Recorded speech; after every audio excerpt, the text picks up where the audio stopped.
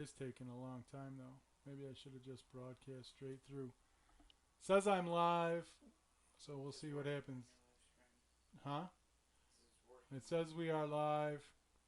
Where is everybody? I don't see Ashley. Okay, here we go.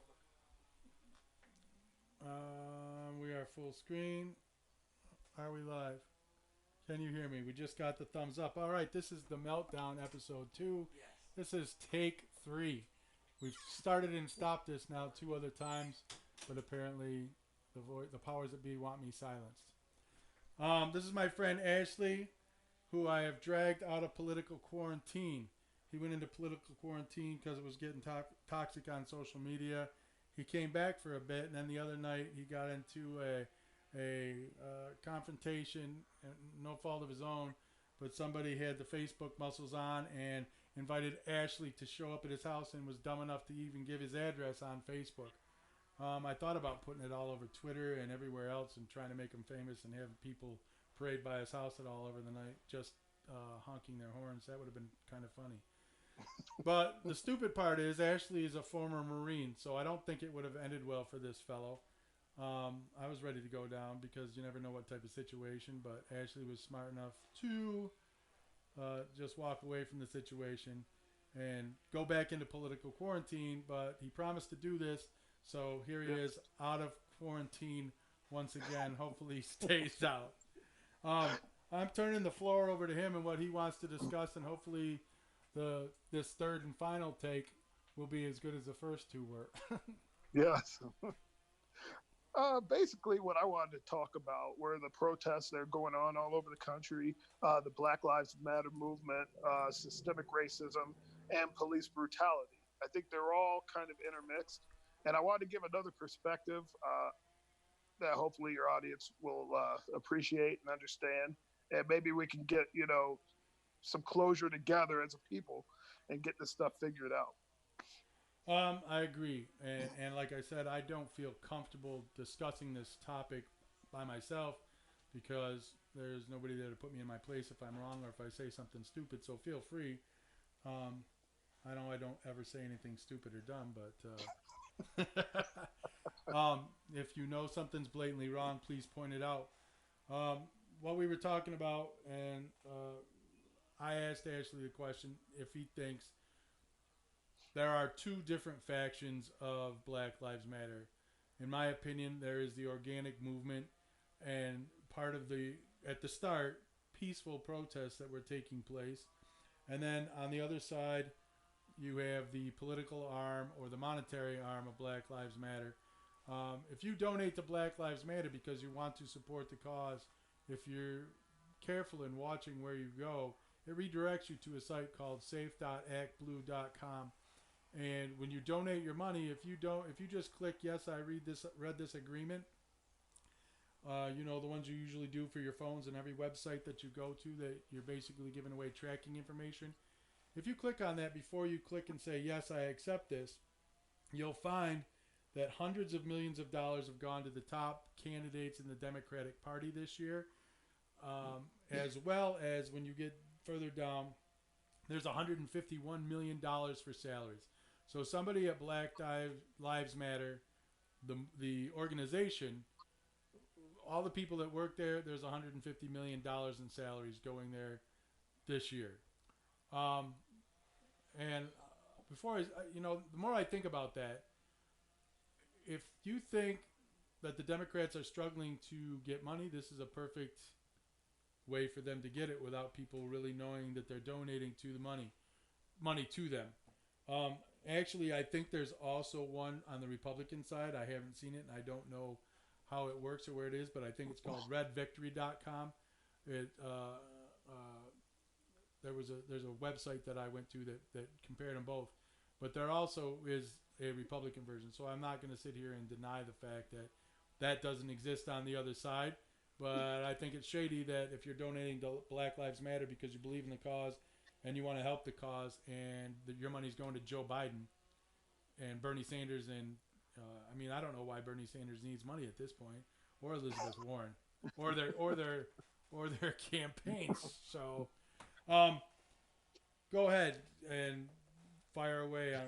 Do you agree with that, or Yeah, I mean, I know that a lot of everything is pretty much political. There's always a political faction in almost every movement. I think one of the biggest problems is that people didn't know about that unless you were paying attention. You didn't know about the political um, arm of the Black Lives Matter movement. I know a lot of people who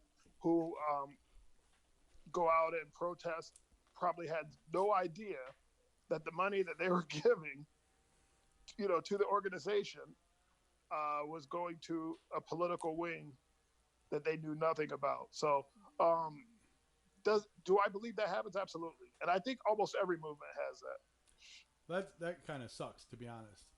Yeah. Um, but all right, so in one of our, how did we get? And you, this has been going on. You've said since forever the police brutality. Yes. So let's go back down this rabbit hole because this is going to upset a lot of people who believe that their government is here to protect them and do what's in their best interest. Right. Um, like when you go back to the 20s, I mean, basically after Reconstruction, you had a group called the Ku Klux Klan come out, and basically what they were doing is trying to keep the newly freed slaves in their place, which is as a lower class citizen. And it kind of died out probably around 1920s and 30s. It started dying out a little bit. Then there was a resurgence in the 50s and 60s. And what was happening is because there was a burgeoning middle class of African American people trying to, pull themselves up by their bootstraps, as people were saying. And every time that seemed to happen, there'd be a riot and they'd get wiped out. It happened in Tulsa. It happened in Rosewood, Florida. Um, there was a couple other places. These things happen. You start getting a burgeoning middle class having their own stuff. Watts in the '60s, right? Yep, Watts in the '60s, and people, don't understand um, why that happened. I mean, a lot of it is political. When you start getting a large black middle class and a big community starting to come up and starting to compete, a lot of people don't like that. So they burned it down. I mean, they just tear it apart, arrest the people, kill them, whatever they got to do. And I think that a lot of that happened was due to the police. And I think that's where police brutality really started raising its head around that time. Okay, so let's start. You also mentioned before the war on drugs. Mm-hmm. So that took place in the '80s.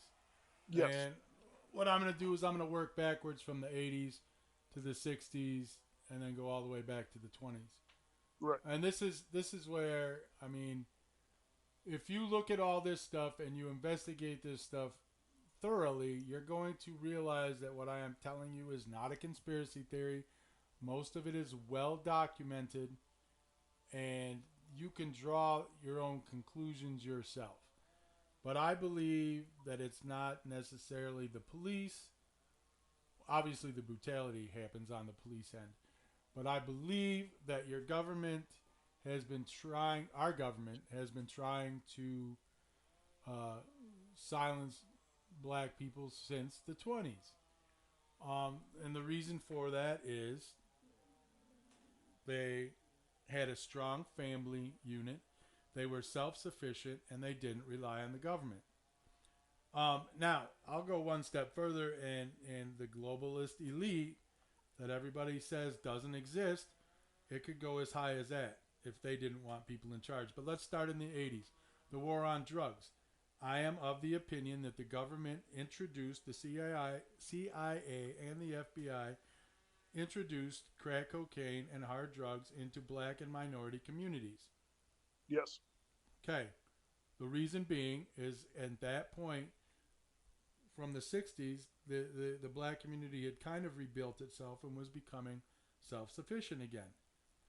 The government, or at least I'm going to say the whole government, but They want those people subservient and to rely on them. When you incarcerate the black male figures in the family, you take away the area where the children will get the discipline and the strong authority figure. And Right. in turn, they created single income, single mother families having to raise their kids. And what did they do? You have a choice. You can go work 3 jobs, or you can be dependent on the government and stay on welfare. Well, that's not a big choice if you have a choice to decide, do I raise my kids or do I feed my kids? Because it can't be both in Right. a single family household. We'll go Right. back to the 60s. We'll go back to Martin Luther King, Malcolm X, John F. Kennedy, and Robert Kennedy. We went over this before. J. Edgar Hoover was doing what at that time to Uh, Malcolm X and Martin Luther King? he was surveilling Martin Luther King. A lot of surveillance, a lot of wiretapping. Illegal. Um, yes, illegal wiretapping, but it was approved by Robert Kennedy, who was the Attorney General. So a lot of people, hold like the Kennedys in high regard. A lot of the black community hold those two in high regard, for the civil rights legislation that they tried to implement. But at the same time, they were surveilling Martin Luther King. They were surveilling Malcolm X. Um, just to see, where their sympathies lie, and using the information they got against them. And so I think that's where the distrust of government comes from. A lot of people don't trust the government for those reasons. That's valid. Um, but I think that's where it really started in the United States. Where people started actually paying attention Right. to what was going on. And again, I am of the opinion that all 4 of those were assassinated by the government or Yes. the global elite. Hmm. You have Malcolm X that was stirring up trouble. They didn't know how to handle Martin Luther King because he was peaceful. Hmm. John F. Kennedy had asked to go back to the gold standard for the money instead of a centralized banking system. Right. And I think Robert Kennedy knew too much and was just collateral damage. Hmm. So, I mean, this is all stuff that you can. Obviously, nobody's going to come right out and say, yep, the government did that. But if you dig far enough, you will be able to put the pieces of the puzzle together and look at all the false flags that the government has used to drag us into wars. I mean, when was the Tuskegee Airmen? Was that in the 60s or 70s? I think that started in the 60s and that lasted until like 75, I believe. Okay, so we've gone back to those 1975. decades. For those of you that are not familiar with the Tuskegee Airmen, it was they tested on just African Americans, right? Yes. And It was a they said they were testing them, I believe, right? yeah. They all had syphilis. No, they were given syphilis. Yeah, they were given syphilis, and they were saying they were testing out treatments Right. on these individuals.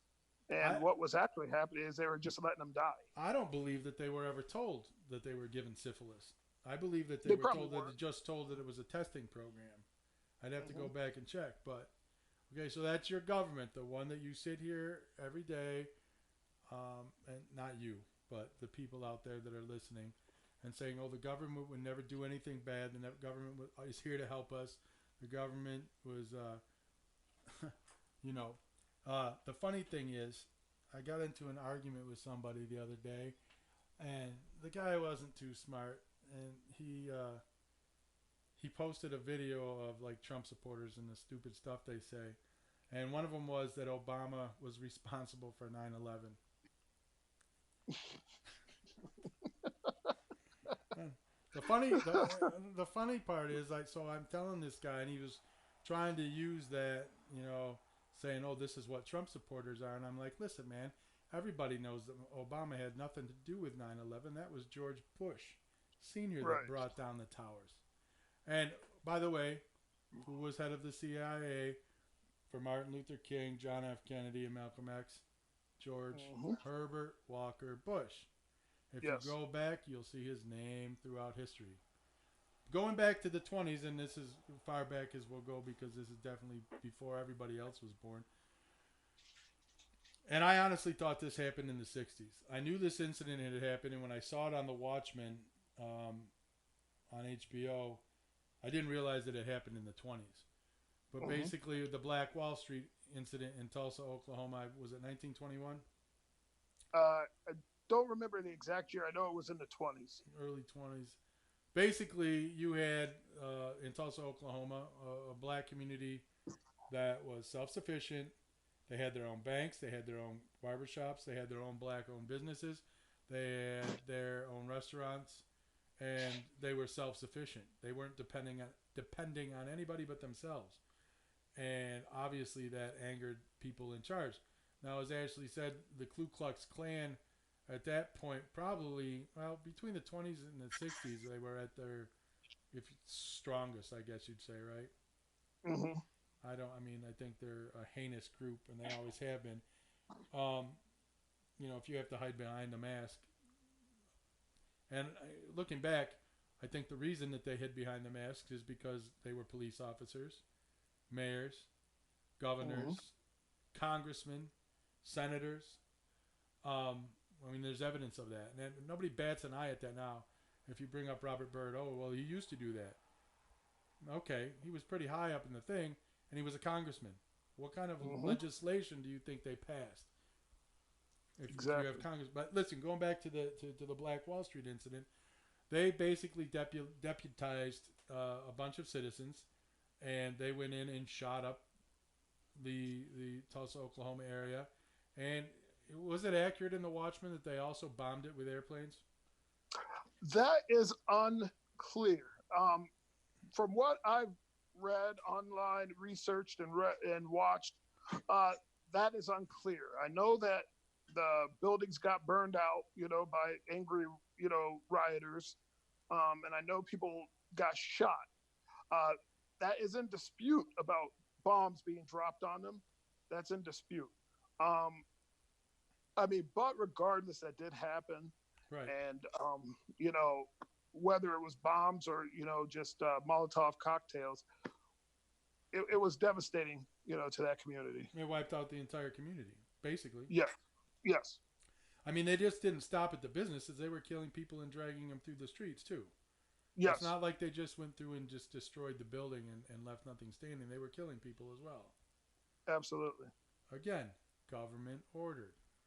So now here we are in 2020, and we have the same stuff going on. So go ahead. Go ahead and start talking about the protests and how they Okay. originated. Now, because I told Ashley that I believe that everybody that watched the Minneapolis police incident with Chauvin was, I would say, 99% of the people that saw that are in agreement that that is police brutality and that needs to be dealt with. And then all of a sudden, when both sides were unified, now all hell is breaking loose. Right. I think like the Black Lives Matter movement didn't really exist until after Trayvon Martin was killed by George Zimmerman, and it was an organic movement. And the only thing they were looking for is an end to police brutality, an end to racial profiling, things of that nature. That's all they really, that was the whole aim of the Black Lives Matter movement organically. Um, and I think that people don't understand. A lot of people might not get it. Is that the black community and the police departments across the country, they have a very difficult relationship, and that relationship was built on even back in the 50s and 60s, the marching through Birmingham and all of that. The people putting the dogs on on the peaceful, back then it was definitely peaceful protests, Right. were the police. The ones putting the water cannons on them were the police. So um, you had that police chief there in Birmingham, Bull Connor. He was very brutal, very, very racist man, and he, a lot of people don't understand that that's where the distrust of police and the war, as it looks like now, against the police started. It was back in the 50s and 60s, rounded up peaceful protesters who were most definitely peaceful. So now, if you look at what's going on now, and you hear these people say, "Oh, white lives matter, and everyone's lives matter, all lives matter," and that's true. I'm not going to dispute that. What I will say though is that it seems like the black lives were undervalued for so long, and so people were saying, enough is enough, and we all know that all police people, all policemen and women are not bad people. Everyone knows that. A lot of them are noble. They do their jobs well. They do everything the right way. But you have they're like, oh, it's just a few bad apples. The problem isn't the bad apples. You can root out the bad apples. You can grab the bad apples and throw them out. The problem is that's not happening. Police unions are preventing that from happening. They're protecting these cops, giving them qualified immunity, which basically means unless it is an absolute charge that has been brought up before, that you can't sue the policeman who did, the police brutality to you.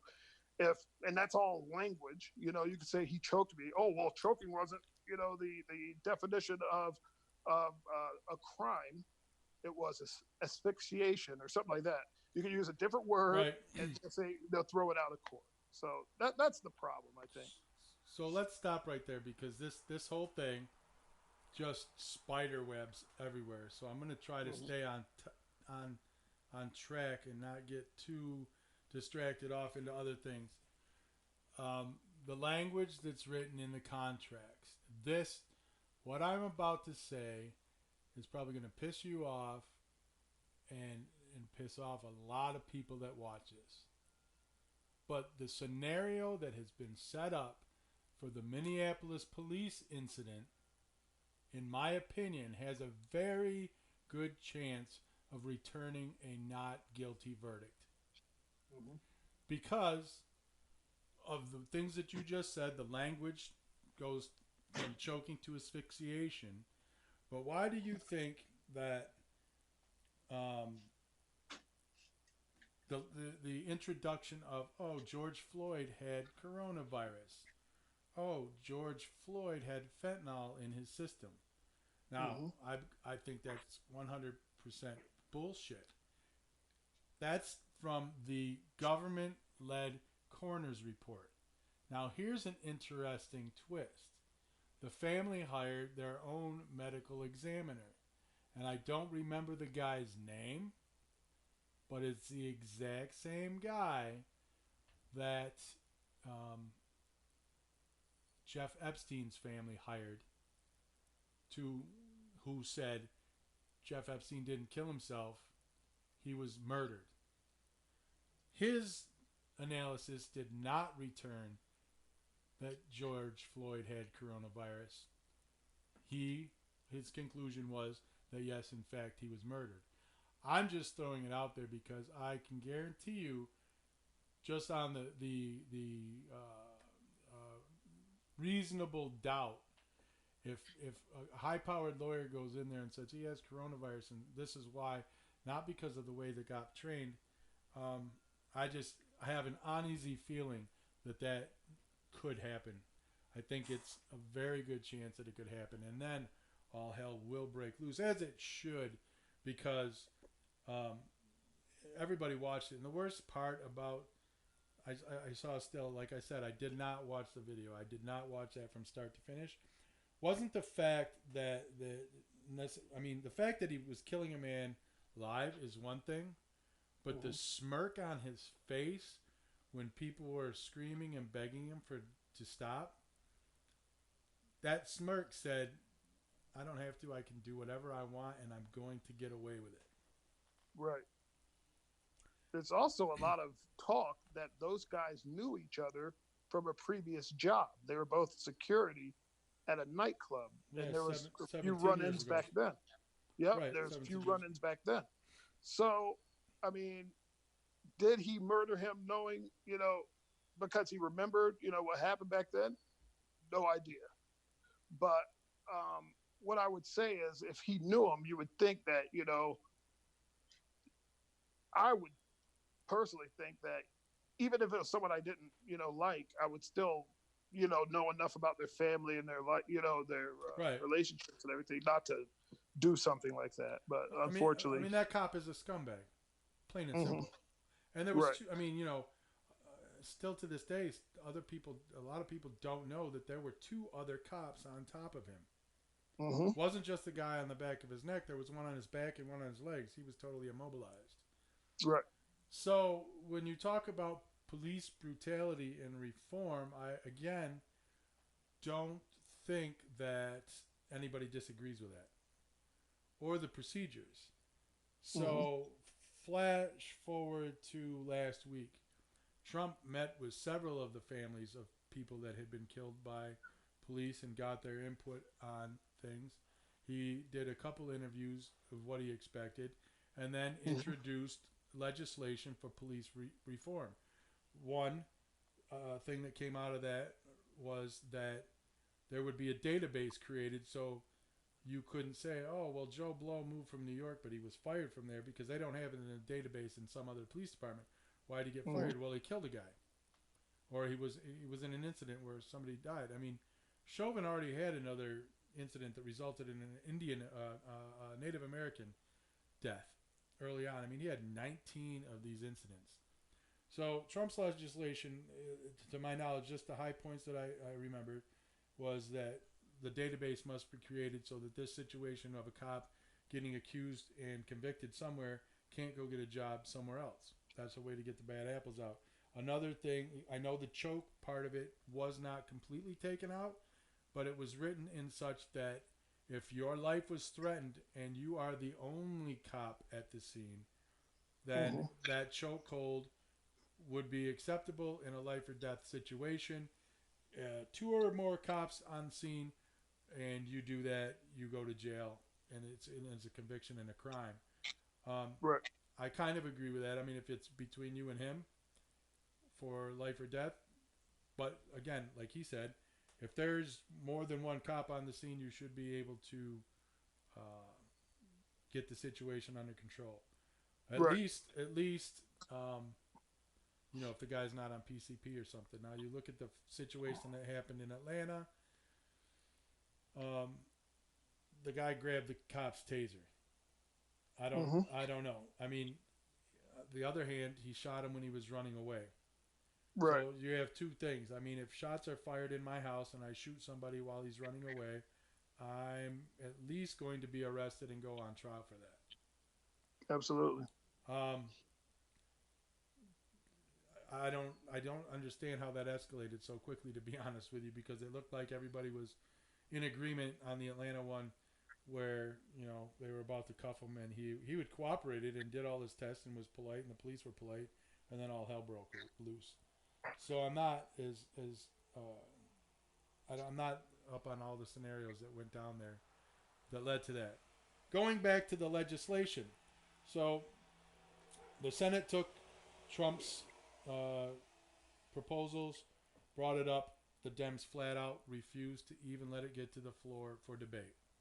yes, And then the uh, House just passed a bill yesterday with a whole bunch of fluff in it. And as Nancy Pelosi put it, I can't even remember what the name was now. Anyway, she got George Floyd's name wrong. So we have to do this for George somebody, but it wasn't George Floyd. So hmm I mean, they're absolutely clueless. So again, it's political.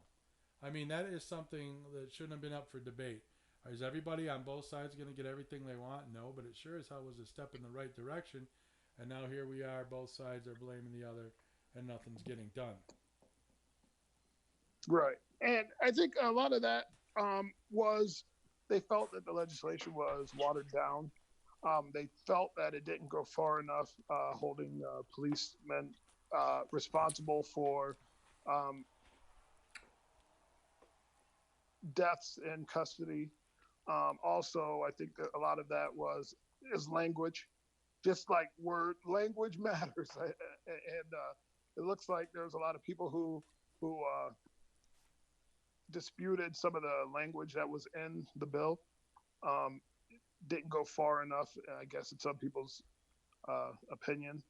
But what I would say is any legislation that can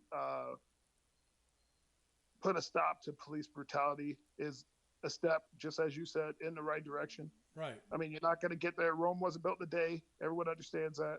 So you have to, let that, let it build up, let it happen incrementally. I mean, that's how things improve.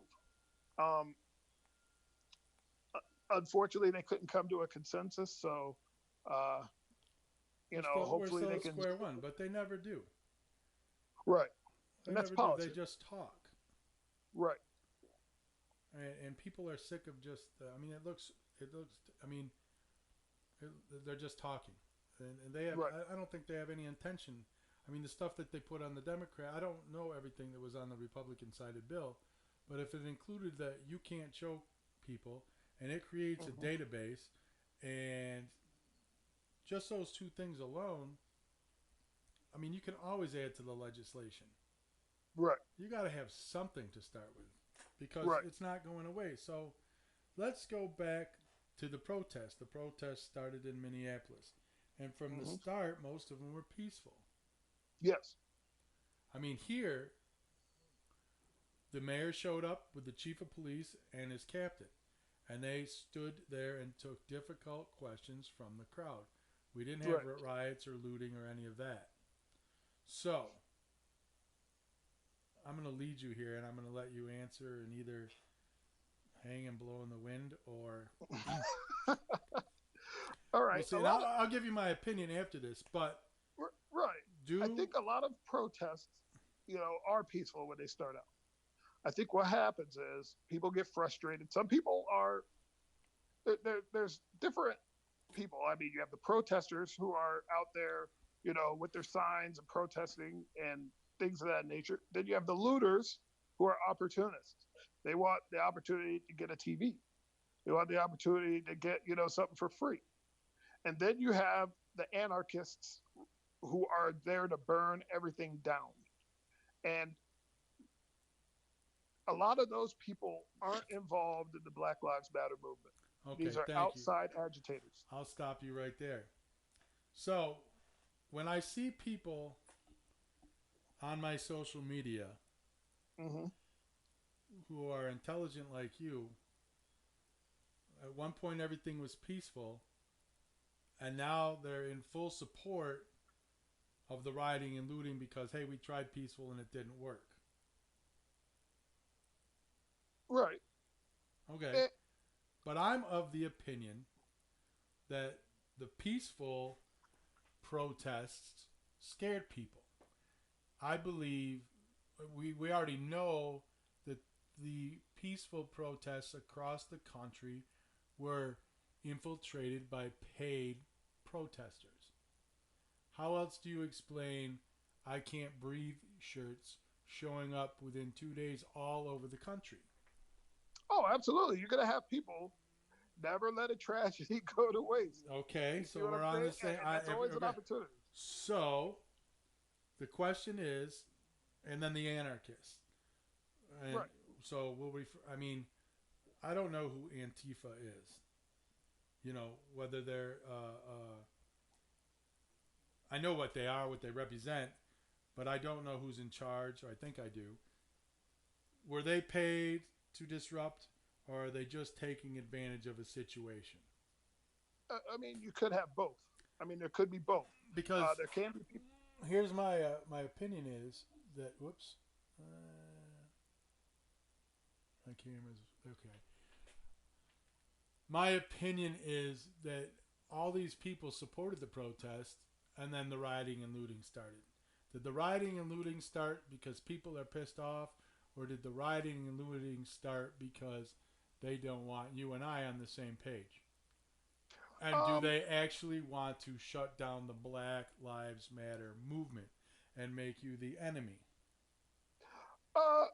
Okay, you're always going to have both sides of that. You're going to have people, but also you have to remember, Martin Luther King said, riots are the voice of the unheard.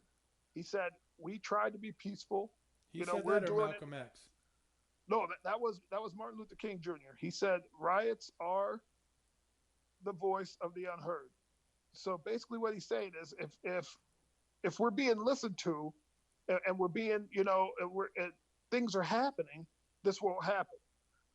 At the same time, you have people who are extremely angry over the police brutality that's been happening in their community, and they are tired of it. And they, a lot of these people are, thinking, "Am I next? I could be the next one, choked out, Right. on the street." So I think that a lot of that, is frustration, and a lot of it could be people who Antifa anarchists who are looking at this as an opportunity to burn this place to the ground. Because for the weekend, almost the whole first week, you would see in Minneapolis black people stopping people from Mm-hmm. uh, looting and rioting and destroying businesses. Because to me, it doesn't make sense. In the minority areas, they're burning and destroying their own businesses. Right. I watched videos. Black people are marching, and they stopped and said, "Well, how the hell did this pallet of bricks get right here on the corner of Main and whatever?" Right. And there's videos of people dropping off pallets of bricks. You watched a guy. There was a bunch of black people marching in Minneapolis, and this guy, and it's allegedly that he was a cop in Minneapolis, showed up, black suit and an umbrella. Who brings an umbrella to a protest and just starts knocking out windows? Now Mm-hmm. everybody knows if you show up at these things, it only takes 2 or 3 people to start shit, and then the people like you said that are angry jump in. Mm-hmm. Right. But honestly, the rioting and looting and the stuff I see isn't black people. They look like older teenage, early 20 white kids for the most part. And in the situations that I've seen where the looting and rioting have started, the black leaders in those communities have desperately tried to stop it, because it's let's be honest. There, has Baltimore rebuilt yet? No. They're not going to rebuild those communities. I mean, where do they think the money's going to come from? The Minneapolis mayor or governor today just said they want federal funding to rebuild. Well, you let the city burn. Who in their right mind is going to give you money? I see the problem I had with the protests is, number one, I think they got hijacked, and number Mm-hmm. two, people knew they got hijacked, but then okayed the looting and rioting, which it just boggles my mind. And I get that people are angry, but it just makes no sense that you would destroy, go burn down your governor's office, or they did City Hall and took over the police precincts, but that made a little more sense. But I just see too much stuff that leads me to come to a conclusion that Black Lives Matter, the movement, had no part in the looting and rioting, and that's an unpopular opinion of mine amongst my conservative friends, because it's Right. easier for them just to sit back and blame black people for burning down their own communities. Exactly. And I think that's where I think there's a disconnect. People think that we're just, a lot of black people are violent and angry and willing to burn down their communities. That's not true. A lot of those people were Antifa. They came in there. They're like, all right, this is an opportunity, maybe to get our message out there. Went out there, burnt, things to the ground, and the finger comes back to Black Lives Matter, which is, Right. I think, is unfair. It is completely unfair. And they did the same thing in 2016 during the election cycle. They did the same thing at the inauguration. Right. The people, I mean, I find it hard to believe, they talked about the low attendance at the inauguration. Well, I'm obviously the biggest Trump fan you probably know. And I knew that that was coming and that the people were going to show up there. And I would have gone, but I'm not going to subject my family to riots and looting downtown or trying to get through all that mess. Right. When we did do a couple rallies, they show up all over at the protests, or not at the protests, but to protest at the rallies, Mm-hmm. and a lot of them were violent. I mean, I showed up at the Trump rally with 3-point wooden fists that get through metal detectors and steel-toed boots. I mean, it would be totally ignorant to go to those things unprepared, and it's, I'm not trying to get off the subject, but people need to wake up and realize that Antifa is hijacking every movement, not just Black Lives Matter, and people are letting them water down the message of Black Lives Matter. And then it doesn't help that the leader of Black Lives Matter, the organization, the political arm, the monetary arm, goes on TV and says, this is all about getting Trump out of office. I'm a Marxist, and those are the ideals we want to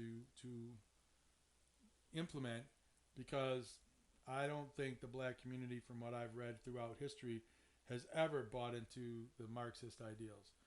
Actually, I believe that the black people have always been conservative, strong family unit, and highly Christian, at least throughout up until the 80s. Oh, absolutely. I would say most most of the African American community are conservative um, in their belief system. Right. I think what happened, especially with the Democrats, the Democratic Party, they knew they were phasing out, so they had to change their message. Because before 1964, most African Americans were Republican. The majority of African Americans were Republican And because the people don't Democrats, realize that. yeah, the Democrats were the party of George Wallace and segregation. And Joe Biden, Yes, who is a Joe Biden, segregationist. he was a segregationist. Well, what is he now? Well, I mean, What people is he? change. Some people do change. Right, but where have you seen any legislation that he changed? Uh, I mean, let's be honest. I mean, legislation. I don't want to get, but I mean, listen, listen. You had Obama and Joe Biden in office for 8 years. Mm-hmm. No police reform. Nope. They had Democrat controlled Senate and House for a few of those years. Yes. No police reform. High minority unemployment. Mm-hmm. No opportunity zones. But this administration has created where you can get loans, low interest rate, to build up those communities. I can't buy at all that Joe Biden has changed. And not just because of the election. I've seen him do nothing. I can't point to anything that he's done that says that he changed his opinion other than he's running for president. And in some cases, you're probably right in a lot of that. What I would say though is that I think, I mean, I don't want to go on a tangent against Trump or Republicans. That's not why I'm here. Right. But what I would say is a lot of legislation, a lot of the newer people, a lot of the people coming up now, like you got the AOC, you got Talib or whatever her name is. People and hate AOC. Yes, and I think that it's not that they hate her. I think she's a They hate her. smarter person. Oh, they hate her. Yeah, they hate her, but she's smarter than they think she is. Right, and that's dangerous. I agree. She's smart. Right, I think that's and you know why they hate her? And this will piss her off if I told it to her face. She's the left Donald Trump because she does not give a damn what she says. right. She says what she feels, and I would rather have that and totally disagree with your opinions than you try to hide all the stuff. Right, absolutely. If she's sitting out there saying I'm going to do this, this, and this, and we think she's batshit crazy, well then vote her out. But at least I don't have to sit there and go, well, she didn't say this, she really meant this. No, by all means, You're absolutely correct, and that's why they hate her because she is smart, and they twist stuff around to make her look dumb. Because why not just tackle her ideals or her political uh, decisions? I think that's harder to do because um, a lot of her platform, some of it seems a little crazy. Like you talk about the Green New Deal and no planes and some of that. That sounds a little, that's extreme, right? But a lot of her ideas, as far as economics, are organic, and it's harder to fight because if you bring her platform to light, I think a lot of people are going to agree with it. And so there's a lot of people Listen, she who does are exactly what Donald Trump does. right. You're going to throw out this idea here that sounds totally asinine. I Hmm. want no planes. Okay, what if I don't get no planes, but I cut it in half? Right. She still wins. Exactly. He goes out there and does a deal and says, "I want $1 million for something that's worth 300,000," and he gets Hmm. 500,000. He still Hmm. wins, and that's Exactly. exactly what she's doing, and that's why people hate her. Yes. It's the Absolutely. it's the exact same playbook. Hmm. And if more people start doing that, then the right will be in trouble because just saying she's stupid isn't going to work. Exactly. Because she just won her district again in overwhelming fashion. That was a primary, though, Overwhelming. right? Yeah. Primary. Yep. And right now, my Democratic friends are primary. going, "What the hell is he saying? That AOC is smart." Yeah. Oh yeah. I But guarantee you she that is they're just smart. sitting there ready to scratch their eyes out. Yeah, she is smart. Who else is? Who else were you going to say though? The new Uh, Democrats. you got like Julian Castro and a lot of these other young guys. Even Pete, Mayor Pete there, Hmm. uh, who I could never pronounce his last name. Booty That gag. guy, yeah, No, it isn't. It's booty gag, right? I think it is that. Yeah, Yeah. booty, yeah, something like that. But these guys, these are smart people who are coming up in the Democratic Party. Um, they're coming up. They got and some of their ideas are good. I mean, I'm not complete like on board with everything the Democrats do. I've never been that way. Right, and I'm not But on what I board with will, everything that the Republicans do either. In fact, right, I'm libertarian, and I was so mad the other day. I went to vote for Trump in the primary, and unbeknownst to me, the New York State Republican Party canceled the primary. isn't he running unopposed? Yeah, but so what? So is Joe Biden. That was my argument because I didn't believe him. I'm like, what do you mean? And I'm like, I. he's running unopposed, but his opponent dropped out. She's like, well, that's why. And she took me over to look at the sample ballot, and Mm-hmm. and it had Yang on there. It had Klobuchar. It had Elizabeth Warren, and it had Buttigieg. And I'm like, okay, Mm-hmm. well, all these people have dropped out too. All right. It doesn't This is make the sense. this is the difference though.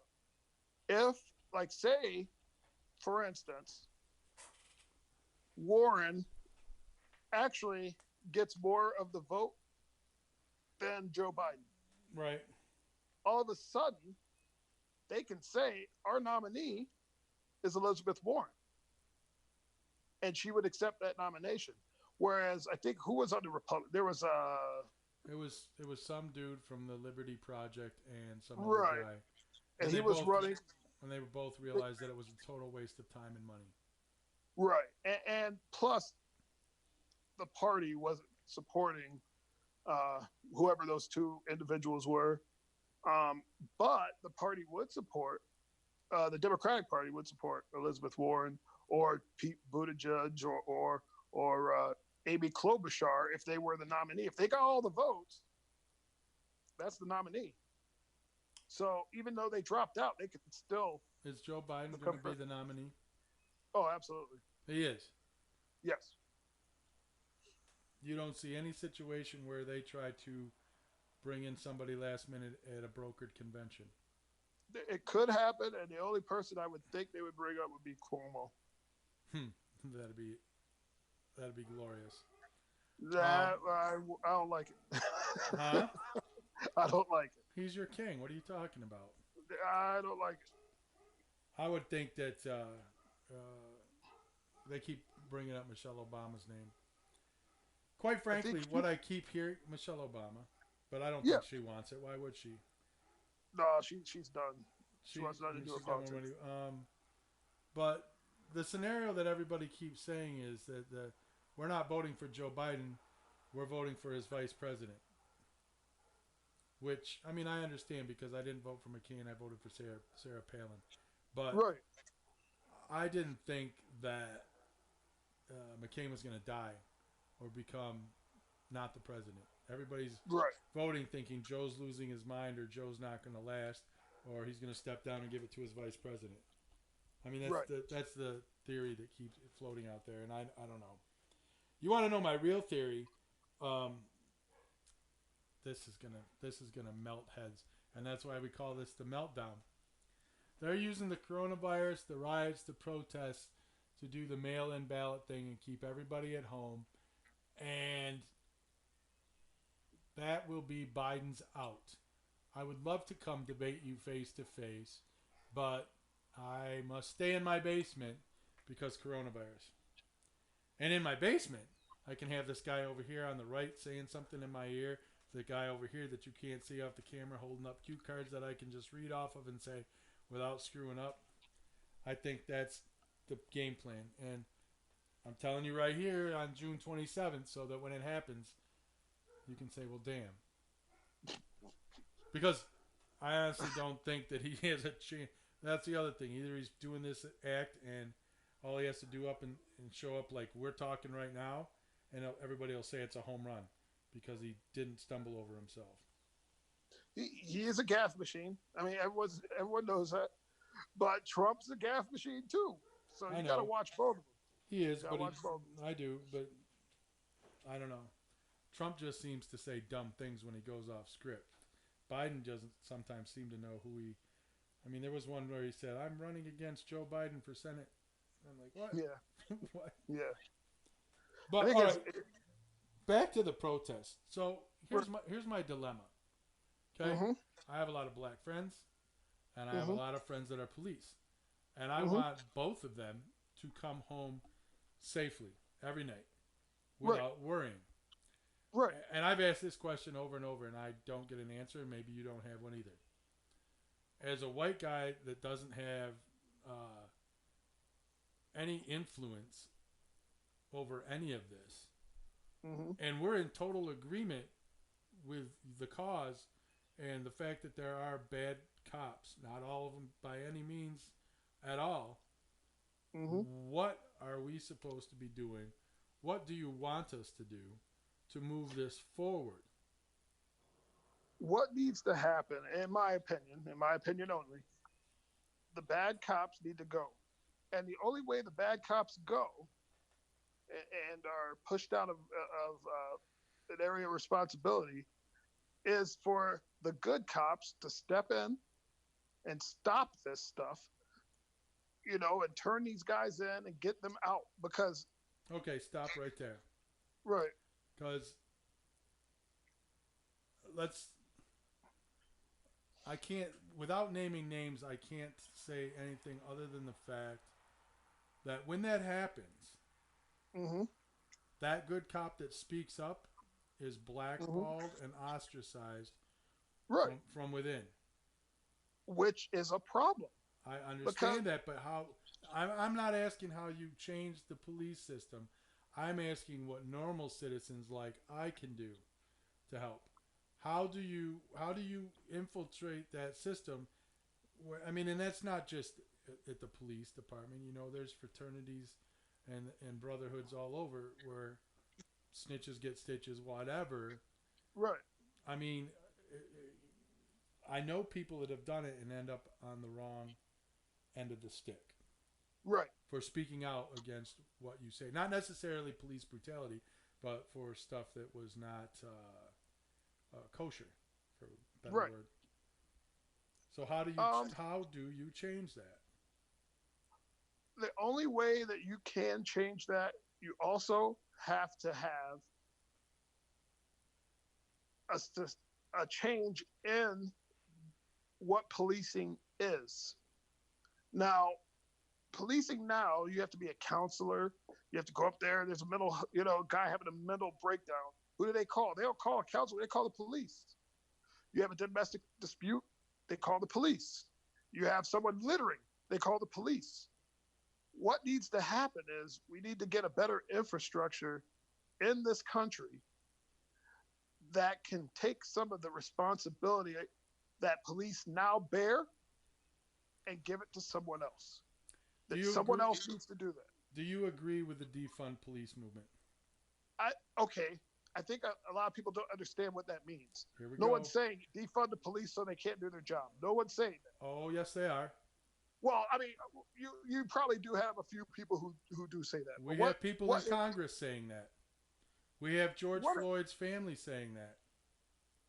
But I think that if you get to the real root of what that means, it's not saying destroy the police, tear down the police departments. There's no need for a police department. Seattle mayor pulled the police off the streets when they set up an autonomous country in an 8-block area. The Minneapolis people were told to abandon the precinct and move away. They are being directed by, in certain situations, to eliminate the police from the situation. I'll let you continue, but I said this almost 5-10 years ago when Cuomo introduced the SAFE Act. The Second Amendment becomes invalid if you eliminate the police and bring in UN peacekeepers. Because they don't recognize... Well, that's what they're talking about when they defund the police. If you have fewer police and you bring in UN peacekeepers, then everything is off the table. And that's why that's the one problem I have with whoever's saying defund the police, because in my head and in everybody else's head, it means eliminate the police. No. That is not what it's supposed to mean. What it's supposed to mean is, if you look at the budget of New York, 1/3 of the budget of New York is for police. 1/3. 1/3 of the budget of the state of New York is for police. That's because of New York City. But that is astronomical. There is no reason to give 1/3 of your state's resources to police departments. That's billions of dollars. What are they doing with those billions of dollars? Pensions. They're tanking up. They got tanks. Pensions. Yeah, pension is some of it, but a lot of it is militarizing the police. The police are not in the military. Why do we have tanks running down, through Manhattan, quelling? I mean, that's ridiculous. But how do you stop situations that are arising all over the country without that type of force? And yes, you're right. They shouldn't have tanks. Yeah, they got tanks and they're dressed like, everyone looks like a SWAT team member. It's ridiculous. I just think that the budget needs to be pared down, and you need to take some of that responsibility away from the police and give it to mental health professionals, people of that nature who can de-escalate the situation, because that's what I've heard. I've heard that argument. Right. But in my head, I can't wrap around the fact that you're going to have a counselor that's going to show up at a domestic violence scene and diffuse the situation. Okay, every situation is different. Right. So how? I mean, do you have a counselor sitting there 24/7? You almost have to. You would have to have mental health professionals who are employed by the state, whose main job is to respond to a domestic incident. My dog's freaking out. Hold on. No, that's all right. My dog was freaking out earlier. But then you're going to go right back to who pays for that? Sometimes you will. Sometimes you can. Sometimes you can de-escalate the situation. Well, I believe you. I probably believe you could, but I'm just saying, when people look at the budget and they're saying, well, we have this amount of money going to a guy that sits at a desk and is only used 6 times a week. Right. Yeah, but we have a lot of jobs like that. There are tons of jobs where people make a lot of money and do basically nothing. But when they're needed, they perform that job and they perform it well. Do you think that those people are trained if a guy pulls a gun All right, and that's where see you would never just grab a mental health professional and expect them to go into a house that violence is Right, already that's my point. happening. But You now, can't so do so that. so now now the cop has to worry about the counselor behind him, the guy with a gun that's beating his wife or girlfriend. Hmm. I mean, I'm not saying it can't work. I just can't picture it working in my head. Right, but if you go to like countries like say let's go to Norway, right? The police there haven't shot somebody in 17 years. 17 years. Okay. The police has not one time have they grabbed their gun So and what shot somebody. do they have guns? Yes. So So I mean, not they're not like our police where every cop has a gun. It's more they have specialized units that have guns. Most of the cops in when I lived in England, none of the cops had guns. None of them, except like SWAT teams and specialized units. even back in the 80s, Yep, back in the '80s, no policeman had a gun. They had a nightstick, they had radios, when did they and take their guns away? what's that? When did they take their guns away? I Oh, thought that was more it's recent. well, they don't have the Second Amendment like what we have here. Right. So their chances of getting shot at are much lower than they are here. So the need for guns isn't as high there. So I understand why cops have guns. I get it, right? What I don't understand is that you pulled me over for a brake light. Now I'm dead. That I Right. don't understand. I agree And with that. and that's why I think that in some situations we have to have some sort of de-escalation unit or force or even with the police, embedded with the police to stop that from happening.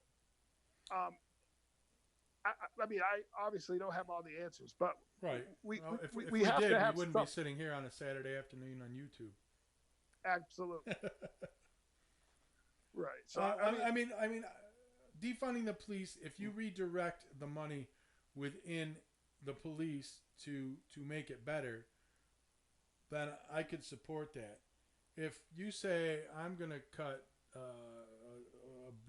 $30 billion from the police force and slide it over here to give it to the environment, then to me that's no. fiscal. But that's what some of the governors are saying and doing. See, but I think a lot of people don't understand. Even governors and politicians alike don't understand what people are asking. No one's saying that there's no need. Well, I'm not saying no one because obviously there are people who do think that way. Right. But what I am saying is most people don't see it as defund the police, abolish police. I've seen it. I've seen it. On Facebook, YouTube, whatever. Abolish the police. No, that's irresponsible because the police have a function. I think that we need to take some of those functions that they're currently doing off the table for them. You don't have to respond to the litterer. You don't have to respond to you know little mundane things like this guy looks like he's having a mental health breakdown. Call the police. We got to get that out of their job title, out Right. of their I mean, responsibility. people misuse 9/11 and the police for a bunch of stuff. I mean, right after that stuff, you had people making up total stories. Oh, I was assaulted by a black guy in the park, Right. and turns out there was 3 people that had videos saying no, you weren't. He asked you to put your dog on a leash. Right. Exactly. I mean, to me, the person that called the police on the black individual needs to go to jail. Not necessarily At least jail. be fined. You need to Yeah. be arrested and fined. Yes. Plain and simple.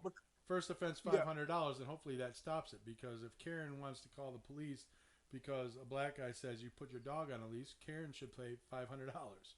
Exactly, because it's ridiculous, and that's another thing that I think frustrates a lot of people in the African American community. Like, if there's a misunderstanding, there's no need to call the police. We can work this out between us. I mean, come on, you got people calling 9/11 because McDonald's didn't have Egg McMuffins.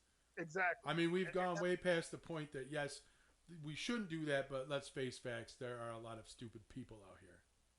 But we need to hold those people accountable, and that's Absolutely. what's not happening. And Right. until And I that mean, to happens, me, that's a no-brainer. If you call the police for, I mean, for something, it damn well better be your life's in jeopardy, or you think it exactly, is, because otherwise you're pulling that resource away from where it's needed. exactly, and I think that's the point. I think that's what really. If that's the point, whoever's Mhm. leading the charge to defund the police is doing a terrible job getting that message out. Because the Well, majority of the people I speak with and the majority of the things I see on TV, and I go out of my way not to live in an echo chamber, is that means eliminate the police. right, and that's. I think that's all a messaging problem, Absolutely. and I think I even the hope. term defund the police is a messaging problem. I hope so. You have to change the way. That's why I always say language. The way you say things and language matters. Because if you all right, defund the police, that sounds like take away all their money Right. and leave That's them exactly what it helpless. sounds like. So you have to change the language. Say, look, let's reallocate some things that are maybe not needed. Cut the fraud, waste, and abuse that goes out there, and reallocate those resources to something else. Uh, and reallocate some of those responsibilities to somebody else. I think people need to change the defund the police to restructure the police. That And I think that would make more sense. from a PR standpoint, that would do a lot better for them. Right. But I think that by saying defund the police, they're trying to tap into the anger to swiftly put through absolutely. some legislation. Absolutely. And I look always when stuff like this pops up, the worst case scenario. When George Floyd's family went to Congress, or his brother, I believe, and said, yeah, you should bring in UN peacekeepers. I mean, I've been saying that for 5 years because that will take away your Second Amendment. People will sit there and people out there, I know, oh no, come get my guns. Let me assure you that if the UN comes to take your guns, they won't be armed with pistols. Exactly. They'll be armed with heavy artillery. Absolutely. Okay. And they will take them. Last topic, because I think we're running after the two false starts. All right. The statues. The statues. Okay. And I'm going to go out. I'm going to tell you right now. I understand they're offensive to people. I get that. Again, the majority of people I see destroying the statues and defacing property are not black people. Exactly. And you're not going to convince me that a 20-year-old millennial is triggered by General E. Lee and Thomas Jefferson. No. I think a lot of that is to sow dissent, divide and conquer. That a lot of this is divide and conquer. Agreed. I think people need to understand that. Absolutely a lot agree. of this is, divide. I mean, I see this one lady put BLM. There's a white lady, and I'm not saying that she can't do that. But what I'm saying is, if you're going to spray paint something, spray paint your own crap. Don't be, don't come over here and say this because, put Black Lives Matter on there because now all of a sudden everyone's looking at me saying I did it. You see what I'm saying? And Absolutely. I didn't do that.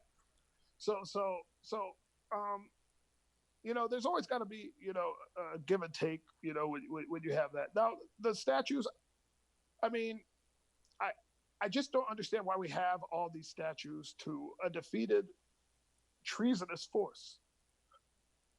I don't get it. Now, do I think they all need to come down? I personally, I could care less if they come down or not. What I would say is I understand why people want them down. I'm not saying tear them down and throw them in the garbage, but you could put them in a protected area like a museum or in a certain part of the city and explain who these people were and why these statues are there.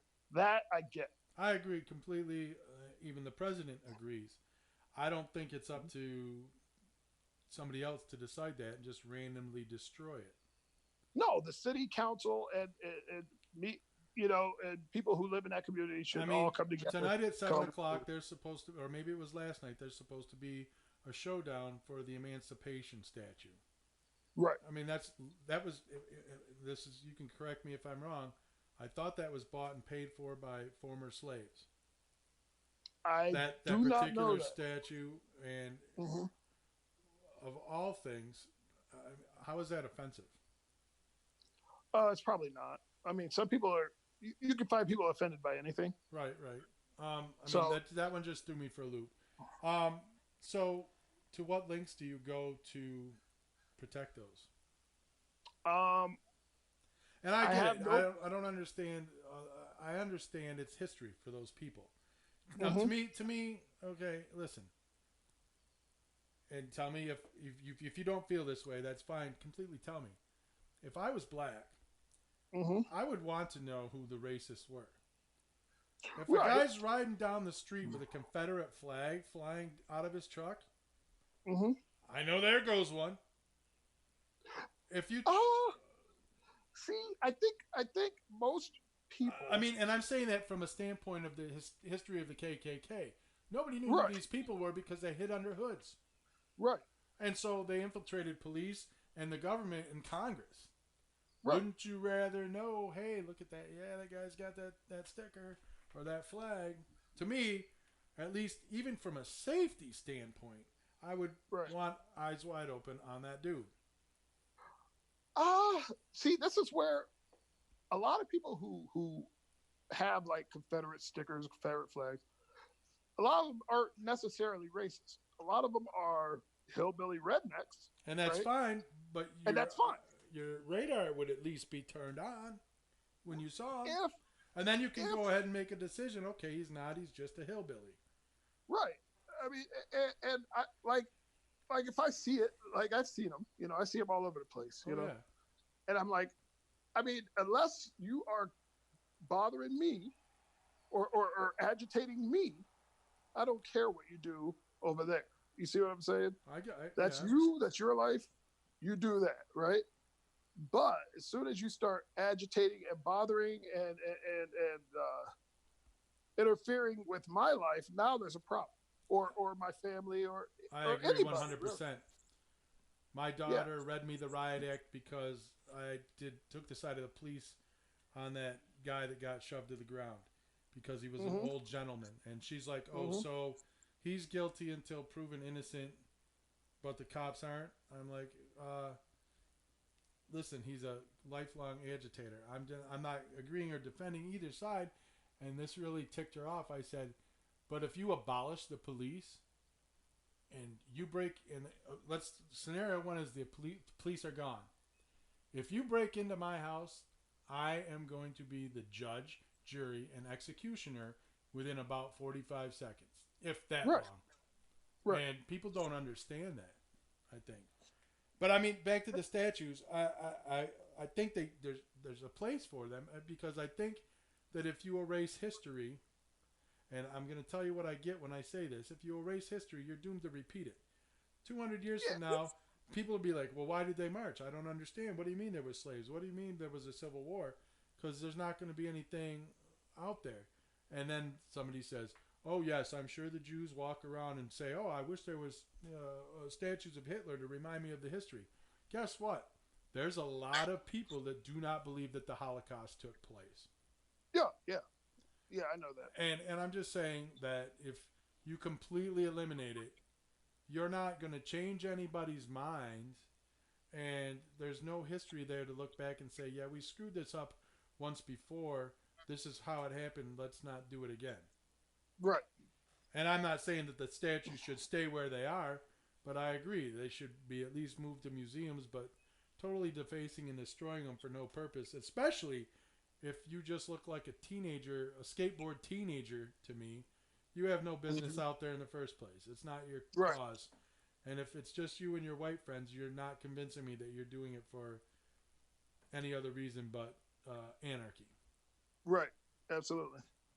I agree with that. And with the masks on and it's dark, all they show is people posting the statues coming down and somebody, like you said, spraying BLM. And Hmm. now you're taking the fall for something that you guys didn't Yeah. do. Exactly. I agree with that. I agree with that. All right. Well, usually at this point, and we've only done one of them, we talk about wrestling, but I know you're not a huge wrestling fan. No. But I will say that there's 30 cases of corona in the WWE. Wow. They weren't testing or screening. Well, that was bad. And I think you're going to see it hit the fan Monday because you'll be able to tell who they were. Yep.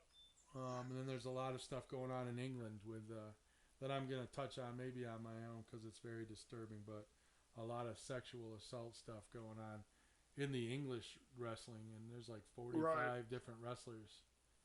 Very famous ones, a couple of them. But listen, I think the talk was productive. Is there anything else that you want to bring up that we haven't covered? No, I think we covered pretty much what I wanted to cover, and I appreciate you having me on your little podcast here.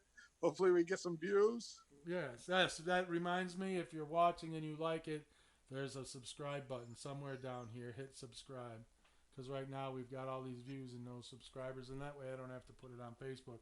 This is different because it wasn't streaming live this time on Facebook. It was on YouTube Live, and I'll post a link up later.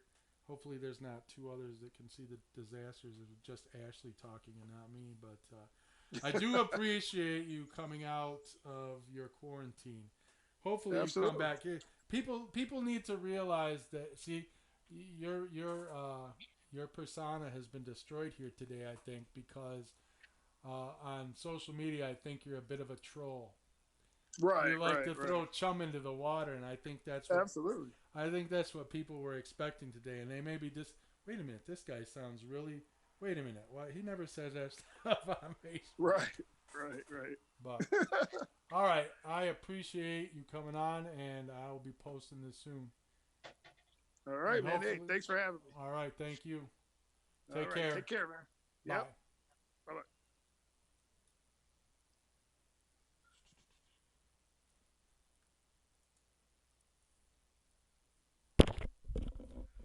Brandon!